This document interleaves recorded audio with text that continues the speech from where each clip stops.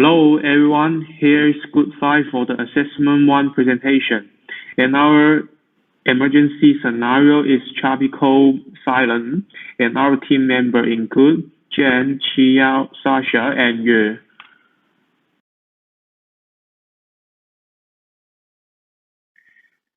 And Milingimbi is our chosen site.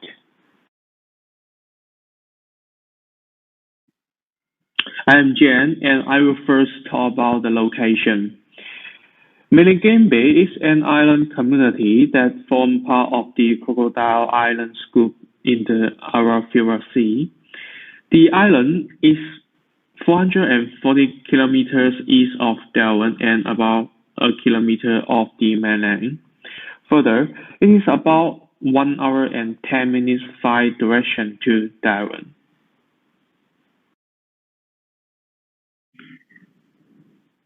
Based on the Milingimbi landscape map published by the local council in 2017, we can find out the community lives together on the eastern part of the island. Further, the centralized residence of the community and flat tiling of the landscape all contribute to the disaster response efficiency when faced the emergency scenario. Next, I will talk about the climate.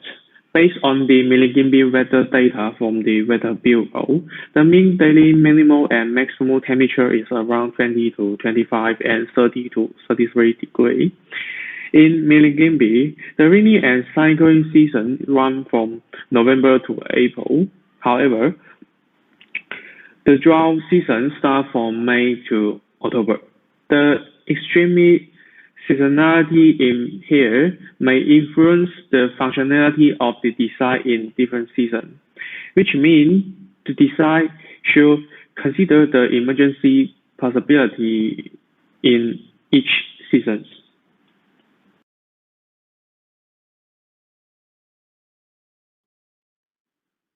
Compared with the average temperature and rainfall with the past 20 years and recent years, there are only some minimal change as the showing of the above graphic. Now I will talk about the flora and fauna. It is the Milingimbi, or more specific, is Crocodile Islands Group's local culture to look after the nature exists in their environment. Hence, the rich nature resource and living space like shower, growth and water snake and others has become part of the culture to the local community. It is their responsibility that to look after the nature sites as well as those places which are important for providing the community with food, medicine, and fresh water, and important for the survival of the plants and animals within the island protection area. It is also important that they look after the knowledge of the culture by visiting all these places and passing on their knowledge to their children. And one of the common trees on the inner islands are eucalyptus and plane tree on the shoreline. This tree and forest not only is part of the nature resource of the islands, but withstand nature diseases such as cyclones. So the design could consider how to cooperate with the local nature resource to maximize the usability, which to protect the local community and environment.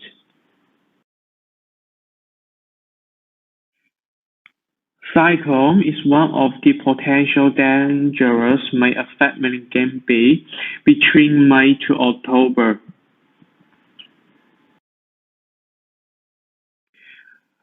When we back to February 2015, the cyclone land was crossing Milingimbi and result to environmental damage and art roaches as well as sculptural damage to service house, and we will discuss this further in the next section.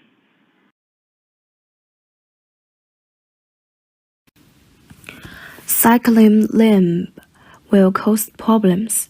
In life, this emergency disaster can break infrastructure and roads, which leads to water and electricity shortages and the problems with food supplies for the people living here, in addition to psychological trauma, especially among children. On the economic aspects, in addition to the economic loss caused by destruction of infrastructure, many complaints are affected, leading to higher unemployment. For solutions, we're looking for some corresponding solutions. Around the world, communities are relatively weak in responding to emergencies, and the communities in general are led out of large organizations or equipped with specialized rangers. For example, in the millennium, the rangers will ensure remote residents were evacuated to towns with cyclone shelters and collects and stores over 1,000 liters of water. After the cyclone passed, they were back in action, working closely with service providers and the police to assist the damaged and prioritize their work. They cleaned trunks, took water and fuel to remote homelands, and ensured generators were working, and removed trees from power lines so power could be restored as soon as possible. In other regions, for example, in Mozambique, Episcopal Relief and Development is in contact with partners in the affected areas as they assess the needs in their communities. They provide emergency relief such as food, water, and blankets. When emergency occurs, people's houses are often destroyed, and people need to go to shelters for a while. At this time, the design of shelter is very important. Researched for many shelter designs and learned about one of them in detail. This is Mr. Peter's design of shelter for cyclone in 2011. Such designs often need to be kept away from significant hazards, such as hazardous buildings, large trees, power or communications towers, and potential sources of large wind debris. Since such a building usually needs to carry thousands of people, the ventilation of the building is important. In addition to essential living needs such as toilets and showers, lighting and power distribution, the shelter also takes into account waterproof and windproof and lighting protection. This is overlook plan of shelter. The middle area is the shelter area where people stay, which accounts for the largest area of the shelter. This part of the area and the classroom is the available area for people. There are also sports and chair stores, kitchens, and staff office. To ensure the effectiveness and uninterrupted power supply, the shelter includes main electric switchboard, emergency power switchboard, diesel generator, emergency lighting, batteries.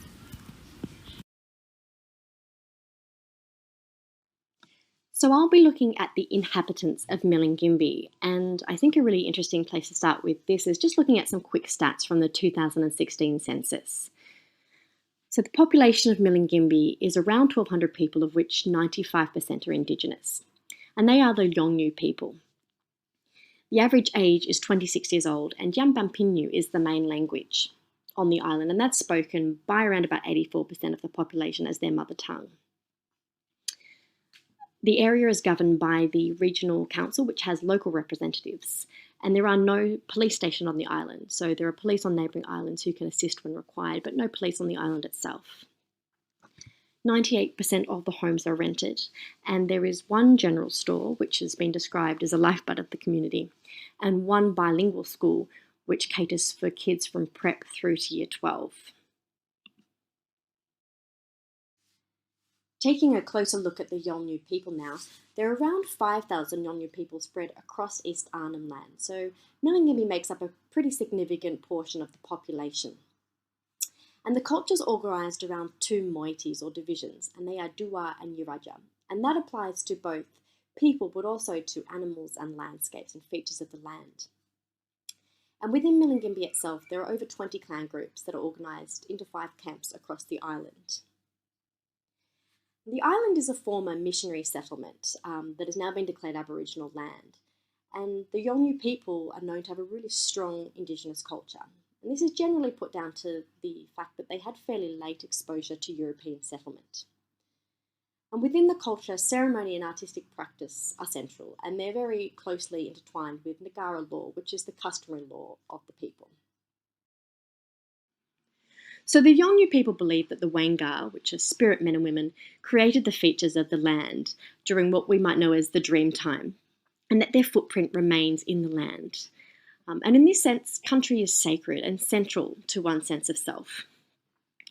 And ritual and ceremony are a really important way of connecting with the Wangar and drawing their power. An artistic pursuit is central to this, and also to governance and identity. And this is often expressed through ceremony. And there's a really interesting quote I've included here. Our ceremonial grounds are our universities, where we gain knowledge, the knowledge that we need. We travel the song cycles that guide the life and the essence of the clans, keeping all in balance, giving our people their meaning. I think one really interesting thing that came out of Cyclone Lam was listening to an elder talk about how the damage to the land and the trees was just as devastating as the damage to material possessions, which really shows the central importance of the landscape to the community. So intertwined with the culture is Nagara law, which is the customary law of the Yolngu people. And they believe living by this law creates a sense of peace and harmony in the community. Similar to Western law, there is a court procedure, though it's a more informal court procedure, and the punishment would depend on the offence. So it varies from community service and corporal punishment through to exile and even death for the more serious crimes. Though interestingly, exile seems to be a punishment of choice because it allows the criminal to serve their sentence and then come back and be rehabilitated in the community. And some interesting examples of Nagara law. Under Nagara law, the ideal marriage would be within the same tribal clan, and it would be arranged and usually polygamous. And they also practice avoidance relationships, so often these start after initiation, and the most common are between brother and sister and son and mother-in-law. So it's a respectful avoidance. They avert eyes that avoid being in the same area at the same time. So now I'm going to look at designing for the Milingimbi community and what that might look like. And I think the most important thing is to work with the community to plan and manage emergencies, to be able to harness their knowledge, to understand their culture, and to understand what normal life on Milingimbi looks like. It would probably involve having a local emergency controller stationed on the island, but also having input into planning and programming. But there are other measures you could take, like having some culturally significant signage on the island, a system of building classifications designed by the inhabitants, or signage explaining cyclone categories, what to expect and what to do, and perhaps even cyclone alarms, so these could be in song. Things like adaptable building design are also important, but also looking at should people need to leave their homes, having a flexible modular shelter arrangement so different clan groups can maintain the privacy and separation that is part of their normal life. Hi everyone, I'm Yue. I'm going to introduce the potential and the chronic problems faced by the indigenous people of Milingimbi community in emergency situations. The emergency in the Milingimbi community is a cyclone. The cyclone may cause the residents of the community to face infectious diseases, water pollution, and psychological problems. According to ABC Radio, after experiencing the impact of the cyclone, collapsed trees destroyed houses and caused the residents to hide in the airport. A crowded environment may cause infectious disease problems. First of all, the Australian Environment Health Challenger article pointed out that the Aboriginal residents of remote areas in the Northern Territory, including Minijimbi, had their house crowded due to emergency situations, such as cyclone, which in turn would lead to repeated infections. Crowded housing conditions promote the spread of many common infectious diseases and parasitic diseases. Research on the relationship between housing congestion and infectious diseases shows that skin infections, gastrointestinal infections, eye and ear infections are caused by crowded environment and lack of cleaning foundation facilities, and safe removal of manual have a lot to do with. The Commonwealth and Northern Territory governments signed the new Northern Territory Remote Housing National Cooperation Plan. The purpose of the plan is to improve the housing condition of Indigenous people in remote areas. The Commonwealth provides up to $515 million in funding for the program to reduce overcrowding by increasing housing supply and standards. Secondly, the uprooting of trees in the Minijimbi community in the cyclone may cause the water paper to rupture and cause the entire community to overflow with the water. The overflow of wastewater caused the floods and restricted wastewater treatment equipment. The Australian Aboriginal Housing and Health report pointed out that overcrowding can put pressure on sewage treatment systems, such as septic tanks. Traffic difficulties caused by cyclone have led to the loss of sewage system testing capability, which has also increased the water pollution. The innovative new water treatment system of Australian engineering company Upcountry obtains safe and sustainable drinking water in the remote Indigenous community. The remote water treatment system is Australia's first and is funded by the Northern Territory government. However, the cyclone brought serious mental health problems to the residents of Minijimbi community after the disaster. Residents lost their home and were under financial pressure. Psychological distress of Australian Aboriginal has a lot to do with the overcrowded living environment. This is also the main cause of domestic violence. In order to deal with the mental health problems of residents caused by disasters in the Northern Territory, the Northern Territory Mental Health Alliance launched the Psychological Activity Week to care and manage the psychological problems of residents. Australian Aboriginal people are in poor health compared with other social groups, especially in remote Indigenous communities like Minijimbi. Residents cannot get comprehensive primary health care services to prevent and manage chronic diseases. Among them, the mortality of diabetes and chronic kidney diseases among indigenous people are high. In the emerging situations, the residents of Minijimbi community become homeless, crowded house, public health problems, psychological stress, and transportation difficulties that are aggravating diseases. The Northern Territory Aboriginal Medical Service announced provide reliable broadband, solving the challenges of distance and emergency situations in indigenous communities in remote areas. This is reference list. Thank you.